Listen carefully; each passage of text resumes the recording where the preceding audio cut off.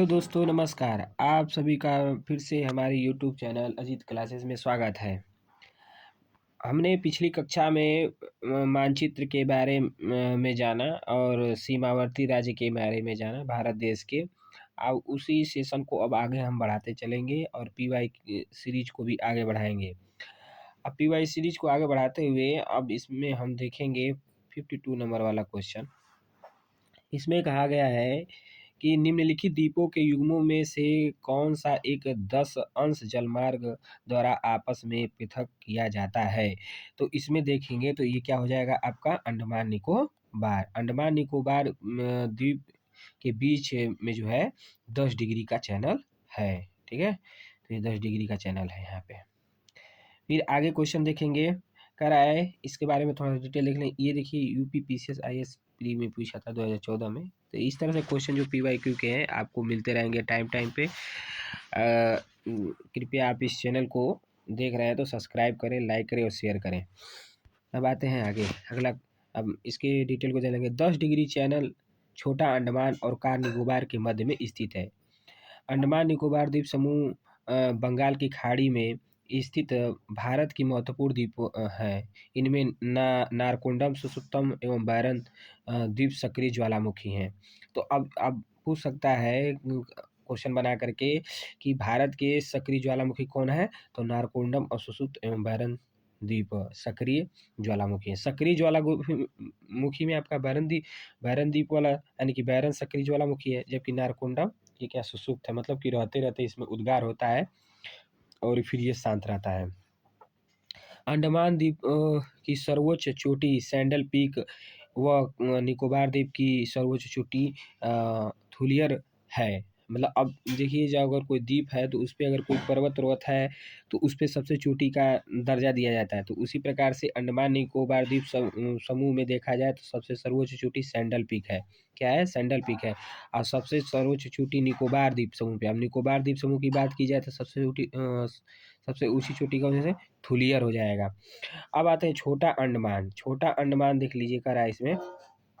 छोटा अंडमान की बात करेंगे तो छोटा अंडमान और दक्षिणी अंडमान के बीच में दक्कन पास है। कभी कभार क्वेश्चन पूछ सकता है दक्कन पास किन किन दो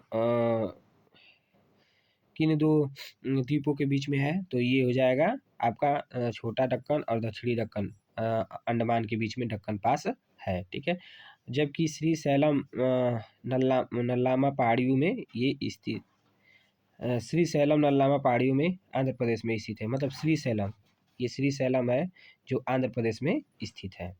ये भी पास ही है। श्री सैलम नल्लामल्ला जो है कि ये भी आपका एक प्रकार का वो है, क्या बोलते हैं, पास है। अब आते हैं अगला क्वेश्चन। अगला क्वेश्चन देखेंगे, कह रहा है कि यहाँ पे सॉरी, भारत का एक विशेष राज्य निम्नलिखित विशेषताओं से युक्त है। कौन सा है भाई, ये पूछा गया है। तो इसमें देखेंगे, थोड़ा सा क्वेश्चन को छोटा कर लेते हैं क्योंकि ये बहुत लंबा है क्वेश्चन। तो यहाँ पे देखेंगे, हाँ ऐसे ही थोड़ा सा ये आ जाएगा तो सही रहेगा। अब देखिए कह रहा है कि भारत का एक विशेष राज्य निम्नलिखित विशेषताओं में से युक्त है। मतलब इसकी विशेषता, किसी राज्य की विशेषता दे रखी गई है और पूछ रहा है कि वो राज्य कौन सा है। पहला कह रहा है कि यह उसी अक्षांश पर स्थित है जो उत्तरी राजस्थान से होकर के जाता है। मतलब राजस्थान, उत्तर प्रदेश, बिहार से होते हुए एक अक्षांश रेखा बनाएगी, उसी अक्षांश पर ये स्थित है। इसका 80% से अधिक क्षेत्र वन आवरण अंतर्गत है। मतलब कि 80% तक जो उसका क्षेत्र है वो क्या है, वन से ढका हुआ है। ठीक है, 12% से तीसरा का ऑप्शन कि 12% से अधिक वनाच्छादित क्षेत्र इस राज्य के रक्षित क्षेत्र नेटवर्क के रूप में है। और वन आच्छादित क्षेत्र मतलब कि वन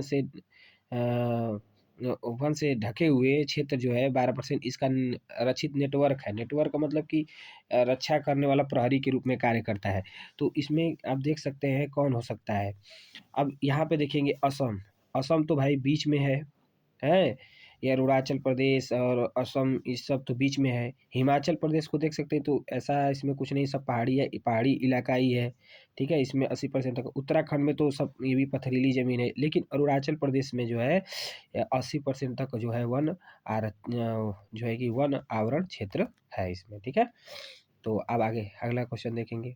अभी देखिए ये भी आपका जो है कि उसमें क्वेश्चन पूछा था, इसमें क्या बोलते हैं, आईएएस वाले में, ये प्री 2012 में। अब इसमें थोड़ा सा इसका डिटेल देख लिया। अरुणाचल प्रदेश उसी अक्षांश पर स्थित है जो उत्तरी राजस्थान से होकर के 12% से अधिक वनाच्छादित क्षेत्र उस राज्य के रक्षित क्षेत्र नेटवर्क के रूप में है, तथा इस राज्य का 80% से अधिक क्षेत्र वन आवरण के अंतर्गत आते हैं। ठीक है। कब है ये रिपोर्ट जारी हुआ? 80.53%, ये 2021 में रिपोर्ट है, ISFR के द्वारा से ये जारी किया गया। अब देखते हैं क्वेश्चन नंबर 54। अब 54 क्या कह रहा है कि भारत की आर्द्र भूमियों के संदर्भ में निम्नलिखित में पे विचार कीजिए। आर्द्र भूमि के बारे में पूछ रहा है। तो अभी देखिए आर्द्र भूमि के बारे में पूछ रहा है, तो पहले इसका तो ऑप्शन देख लिया जाए, कहाँ दिया हुआ है, ये ऊपर दिया हुआ है। हाँ, आर्द्र भूमि के बारे में पूछा है। तो अब ये देखिए क्या कह रहा है, आर्द्र भूमि के अंतर्गत देश का कुल भौगोलिक क्षेत्र अन्य राज्यों की तुलना में गुजरात में अधिक है। आर्द्र भूमि वेटलैंड जिसे बोलते हैं। अब ये कह रहा है, सेकेंड वाला कह रहा है भारत में तटीय आर्द्र भूमि का कुल भौगोलिक क्षेत्र आंतरिक आर्द्र भूमि के कुल भौगोलिक क्षेत्र से अधिक है। तो ये दोनों कथन क्या है, सही है भाई। तटीय आर्द्र भूमि का कुल भौगोलिक क्षेत्र आंतरिक आर्द्र भूमि क्षेत्र से अधिक है भाई। तट पे अधिक आर्द्र भूमि मिलेगा भाई, समुद्री तट किनारा है तो इधर भी आर्द्र भूमि मिल सकता है, लेकिन अंदर वाले भी क्या है, कम मिल सकता है। इसलिए ये दोनों क्वेश्चन ऑप्शन क्या हो जाएंगे, सही हो जाएंगे। अब इसके डिटेल देख लीजिए थोड़ा सा। ये भी क्वेश्चन आपका पूछा है 2012 का ही। अब यहाँ पे देखिए इसमें डिटेल देखेंगे। भारत के भौगोलिक, सॉरी सर इसको थोड़ा सा बड़ा कर लेते हैं। भारत के भौगोलिक क्षेत्रफलों के भारत के भौगोलिक क्षेत्र के लगभग 4.86% या 15.98 मिलियन हेक्टेयर क्षेत्र पर आर्द्र भूमि विस्तृत है। ठीक है ना। अगर आपसे पूछ लिया जाए कि भारत के भौगोलिक क्षेत्रफल का लगभग कितना प्रतिशत है, तो आप बताएंगे 4.86%। ठीक है। लेकिन अगर हेक्टेयर भूमि की बात की जाए तो ये कितना है, तो ये आपका 15.8 मिलियन हेक्टेयर भूमि जो है आर्द्र भूमि में विस्तारित है। जैसे होता है ना कि भारत जो है पूरे विश्व का कितना प्रतिशत है और कितना एरिया रखता है, उसी तरह से ये भूमि मतलब ये भी जो है कि पूछा गया है कि कितना प्रतिशत रखता है। तो आर्द्र भूमि के अंतर्गत देश के कुल भौगोलिक क्षेत्रफल में अन्य राज्यों की तुलना में गुजरात में 21.9 कितना 21.9% सर्वाधिक क्षेत्र अंकित है। अब भाई पूरा जो है भारत की ये बात किया हुआ है, कितने फैला हुआ है, लेकिन अगर राज्य की बात कर ली जाए तो राज्य में सबसे अधिक किसमें है, गुजरात में है। इसको ध्यान दीजिएगा, सबसे अधिक गुजरात में है। किसमें है, गुजरात में। ठीक है दोस्तों। अब ये बात करते हैं आगे कि भारत में तटीय कोस्टल आर्द्र भूमि कुल आर्द्र भूमि का 4.13 मिलियन हेक्टेयर क्षेत्र रखता है। ठीक है। अगर मतलब कोस्टल एरिया की बात की जाए, अभी अंदर वाले एरिया की बात की जाए, कोस्टल वाले एरिया की बात की जाए, तो कोस्टल वाले एरिया की बात करते हैं तो आर्द्र भूमि जितना मतलब कि ये पूरा भूमि है 15.98 मिलियन हेक्टेयर, उस भूमि का 4.13% जो है आपका क्षेत्रफल तटीय कोस्टल वाला में है। ठीक है। मिलियन हेक्टेयर 4.13 मिलियन हेक्टेयर जो क्षेत्र तटीय एरिया में है, जबकि क्षेत्र 25.9% पर अंकित है। परसेंटेज में पूछा जाए तो 25.9% है। अगर उसमें मिलियन हेक्टेयर में पूछा जाए तो 4.13% ये दिया हुआ है। ठीक है दोस्तों। अब यहाँ पे आगे देखते हैं, कह रहे हैं कि जबकि आंतरिक लैंड आर्द्र भूमि 11.85 मिलियन हेक्टेयर जो कि क्षेत्रफल का 74.1 पर अंकित है। ठीक है। तो ये पूरा जो है कि इसका डिटेल हो गया। अब आते हैं आगे। अब अगला क्वेश्चन देखेंगे। कह रहा है कि अगला क्वेश्चन में ये है, इसका भी थोड़ा छोटा कर लेते हैं। ठीक है ना। हाँ, इसमें छोटा सही है। अब देखिए अगला क्वेश्चन कह रहा है कि लक्षद्वीप महाद्वीप समूह के बारे में निम्नलिखित में से कौन सा कथन सत्य है, उस पर विचार कीजिए। ठीक है। तो ये पूछा गया है। तो पहला कह रहा है कि का यह समूह छोटे मूंगा द्वीपों से बना हुआ है। ठीक है? समूह छोटे मूंगा द्वीपों से मतलब ये छोटे-छोटे द्वीपों से जो है कि आपका लक्षद्वीप बना हुआ है, ये कहा गया है। ठीक है? और ये मूंगा द्वीपों से बना है, पहला ये बोला है। फिर दूसरा कह रहा है कि पहले इन्हें लेका दीव और मिनिकॉय और अमिनदीव के नाम से भी जाना जाता था। तमिलनाडु के तट के निकट यह स्थित द्वीप समूह है। नहीं, ये तमिलनाडु के कोरोमंडल के देखिए लक्षद्वीप आपका अगर मैप के माध्यम से थोड़ा समझेंगे तो ये हमारा प्रायद्वीपीय भारत हो गया, ये हमारा लक्षद्वीप हो गया। ऐसे करके होता है और ये हमारा जो है ये हमारा हम देख रहे हैं, आप देख रहे होंगे, ये हमारा हो जाएगा अंडमान निकोबार। तो कोरोमंडल के साइड ये है, ये मालाबार तट है। ठीक है? ये मालाबार तट है, केरल के साइड हो रहा है। ठीक है? तो मालाबार तट के साइड ये क्या है, लक्षद्वीप है। तो तीसरा वाला ऑप्शन हमारा वैसे ही गलत हो जाएगा। तो हमारा 2 ऑप्शन सही हो जाएगा क्योंकि इसे पहले लेका दीव और मिनिकॉय अमीनदीव के नाम से भी जाना जाता है। तो इसलिए हमारा क्वेश्चन नंबर इसलिए हमारा आंसर नंबर बी सही हो जाएगा, पहला और दूसरा। अब आते हैं इसके बारे में डिटेल देखेंगे। कह रहा है क्या, ये डिटेल में क्या कह रहा है कि ये इसमें बताया जाए कि लक्षद्वीप में 32 जो यानी कि 36 द्वीपों का एक समूह है। लक्षद्वीप कितने द्वीपों का समूह है? 36 द्वीपों का समूह है, जो छोटे-छोटे मूंगा द्वीपों से बना है। यह भारत का सबसे छोटा केंद्र शासित प्रदेश है, ये भी याद रखिएगा। इसे लेकादीव, मिनिकॉय और आमदीव के नाम से भी जाना जाता है। 1973 में इसका नाम लक्षद्वीप पड़ा। क्या पड़ा? लक्षद्वीप पड़ा। यह मालाबार तट के निकट में क्या है? स्थित द्वीप समूह है। ठीक है? बताए थे ना मालाबार तट, तो ये 1973 में इसका नाम लक्षद्वीप पड़ा पहले। ठीक है? तो अब आगे देखते हैं अगला क्वेश्चन। अगला क्वेश्चन है, कौन सा कथन सत्य है, कौन सा कथन असत्य है? अब इसमें ध्यान दीजिएगा, इसमें भी ऑप्शन ही होगा, उसको देखेंगे। पहले इसमें छाट लेते हैं क्या क्या है। करेक्ट में कौन सा कथन सत्य है? पहला कर्क रेखा भारत को 2 हिस्सों में बांटती है, तो बात सही है। कर्क रेखा भारत के अंतर्राष्ट्रीय सीमा रेखाओं को 2 हिस्सों में बांटती है।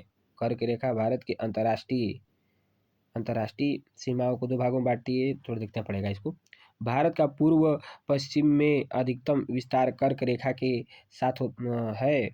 भारत का पूर्व पश्चिम में विस्तार पूर्व पश्चिम कर्क रेखा के साथ है। चौथा कह रहा है भारत में सबसे पूर्वी और सबसे पश्चिमी बिंदुओं को जोड़ने वाली रेखा कर्क रेखा के उत्तर में स्थित है। तो अब इसको देख लेते हैं, इसका ऑप्शन क्या क्या दे रखा है उसको देखेंगे। हाँ, तो इसका ऑप्शन दे रखा है पहला, दूसरा, तीसरा, चौथा और दूसरा, तीसरा, पहला, चौथा। तो इसमें आप देखेंगे, इसमें देखिएगा, पहली बात तो ये कि पहला तो ये हमारा सही है, तो जिसमें पहला है वो तो सही होगा। इसमें इसको एलिमिनेट करके हम लोग देखेंगे, इसे एलिमिनेट करके। भाई इसमें 4 ऑप्शन दिया हुआ है, तो पहला जिसमें है उसको सही मान लेंगे। तो अभी देखो हमको नई क्वेश्चन आ रहा है तो हम इसको एलिमिनेट करना भी सीख सकते हैं। जैसे कि ये वाला पहला इसमें दिया है तो पहला हो सकता है सही, ये भी सही है, लेकिन ये दोनों क्या हो जाएँगे? गलत हो जाएँगे। पहला क्योंकि ये तो बाँटता ही है। अब बचा हमारा दूसरा और चौथा ऑप्शन कर्क रेखा। अब कर्क रेखा की बात करें, कर्क रेखा भारत के अंतर्राष्ट्रीय सीमा रेखाओं को 2 हिस्सों में बाँटता है। अब इसकी बात कर लेते हैं। तो 2 हिस्सों में बाँटता है कि नहीं बाँटता है? इसको नहीं बाँटता है। क्यों कैसे बाँट सकता है भाई? 2 हिस्सों में कैसे बाँट सकता है? नहीं बाँट सकता है। अंतर्राष्ट्रीय सीमाओं को नहीं ना, ये यहाँ है, ये यहाँ है, तो कहाँ से 2 हिस्सों में बाँट रहा है? नहीं बाँट रहा है। ठीक है? अब आते हैं चौथा, भारत में सबसे पूर्वी और सबसे पश्चिमी बिंदुओं को जोड़ने वाली रेखा। हाँ, एकदम ये तो करेक्ट है। सबसे पूर्वी और सबसे पश्चिमी बिंदुओं को जोड़ने वाली क्या है? कर्क रेखा है। तो ये आपका पहला और चौथा आपका सही हो जाएगा। तो इसलिए हमारा ऑप्शन नंबर डी सही है। ठीक है? तो इसमें भी हम देखेंगे तो ऑप्शन नंबर हमारा क्या हो जाएगा? डी सही है। ठीक है? अब आगे अब इसमें थोड़ा इसका डिटेल दे रखा है, इसको पढ़ लेते हैं। ठीक है ना? अब इसको पढ़ेंगे। कर्क रेखा 23 डिग्री 30 मिनट भारत के को 2 हिस्सों में बाँटता है। भारत का सबसे पूर्वी बिंदु दीव अरुणाचल प्रदेश है, तथा सबसे पश्चिमी बिंदु गौर माता गुजरात में। अभी देखो इसको याद रखिएगा, गौर माता वाला। ये देखिए पश्चिमी बिंदु गोहर जिसे बोलते हैं, गौर बोलते हैं। माती गुजरात की कर्क रेखा और जबकि देखो यहाँ पे किबिथु उसमें अरुणाचल प्रदेश में पड़ जाएगा, इसको भी याद रखिएगा, वो पूर्वी हो जाएगा। अब यहाँ पे कर्क रेखा भारत के कुल 8 राज्यों से होकर गुजरता है। इसको तो कितनी बार बता दिया गया है, पिछली कक्षा में बताया गया है। गुजरात, राजस्थान, छत्तीसगढ़, झारखंड, पश्चिम बंगाल, त्रिपुरा और मिजोरम। माही नदी एकमात्र ऐसी नदी है जो कर्क रेखा को 2 बार काटती है। ठीक है ना, कर्क रेखा को क्या करती है, 2 बार काटती है, तो इसको भी याद रखिएगा। अब आते हैं ये वाला अगला क्वेश्चन। अगला क्वेश्चन देख लीजिए। निम्नलिखित में से कौन सा राज्य बांग्लादेश और म्यांमार के साथ सीमा साझा करता है? तो कौन सा देश है भाई? तो इसको देख लीजिए, मिजोरम है। क्या है? मिजोरम। क्योंकि मिजोरम ही है, त्रिपुरा, मणिपुर ये सब नहीं है, क्योंकि म्यांमार के साथ ना, तो मिजोरम सबसे ये लास्ट में आता है। देखेंगे आप मानचित्र में, तो जब ऐसे करके आपका बना होना होता है, तो ऐसे करके बना होता है, ये आपका दिया होता है। ये से बांग्लादेश यहाँ पे लगा होता है, यही मिजोरम है आपका, ये म्यांमार लगा होता है। तो ये मिजोरम जो है दोनों देशों के साथ जो है कि बॉर्डर अपनी शेयर करता है। ये बांग्लादेश हो गया, बांग्लादेश। ठीक है, तो ये याद रखिएगा। अब आते हैं, इसमें और भी कुछ डिटेल्स दिए हुए हैं। देखिए, ये जेपीएससी में प्री 2024 में पूछा हुआ है, 2024 का क्वेश्चन, लेटेस्ट क्वेश्चन है, इसको भी ध्यान दीजिएगा। तो हर एक लेटेस्ट क्वेश्चन के लिए हमारा जो चैनल है अजीत क्लासेस, उसको सब्सक्राइब कर लीजिएगा। अगर कोई बंधु है तो आकर इसको सब्सक्राइब कर ले और दूसरों को भी शेयर करे, ताकि वो भी ये जानकारी प्राप्त कर सके, आने वाले आगामी परीक्षाओं में वो जा कर के बैठे तो वो सफल हो सके। हमारा उद्देश्य यही होता है कि आपको जितना ही अधिक से अधिक PYQ क्वेश्चन को हम उपलब्ध करा सकें। ठीक है दोस्तों, अब इसका डिटेल देख लेते हैं। डिटेल में क्या है, कह रहा है कि आंसर सी, मिजोरम बांग्लादेश और म्यांमार के साथ सीमा साझा करता है। बांग्लादेश से सीमा साझा करने वाले भारतीय राज्य मेघालय, मिजोरम, त्रिपुरा, असम, म्यांमार से सीमा साझा करने वाले भारतीय राज्य हैं। ठीक है, जबकि देखो मिजोरम, नागालैंड, अरुणाचल प्रदेश और मणिपुर ये सभी क्या है, ये म्यांमार से सीमा को साझा करते हैं। ठीक है ना, तो इसको याद रखिएगा। और बांग्लादेश से मेघालय, मिजोरम, त्रिपुरा, असम, म्यांमार, ठीक है ना, ये असम तक ये बांग्लादेश से करते हैं साझा, और मिजोरम, नागालैंड, अरुणाचल प्रदेश और मणिपुर ये आपका म्यांमार से साझा करते हैं। तो इसको भी ध्यान दीजिएगा। ठीक है दोस्तों, अब आते हैं आगे। हमको लग रहा है बस यहीं तक आज रहने दिया जाए, और क्वेश्चन है क्या? भौतिक विभाजन आ गया है, तो बस आज हम यहीं तक रहने देते हैं। कल हम पढ़ेंगे भौतिक विभाजन, चैप्टर नंबर 2। ठीक है ना दोस्तों, तो कल आप लोग तैयार रहिएगा। सुबह के 9 बजे तक यह क्लास आपको उपलब्ध हो जाती है। जो जितने भी हमारे विद्यार्थी हैं वो इस क्लास को देख रहे हैं, ठीक है, तो वो लाइक भी किया करें। क्लास को लाइक करने से हमें पता चलता है कि इतने लोग को वीडियो पसंद आई है। ठीक है दोस्तों, तो इसलिए कहेंगे कि आप इसको लाइक और सब्सक्राइब ज़रूर करिएगा। धन्यवाद दोस्तों।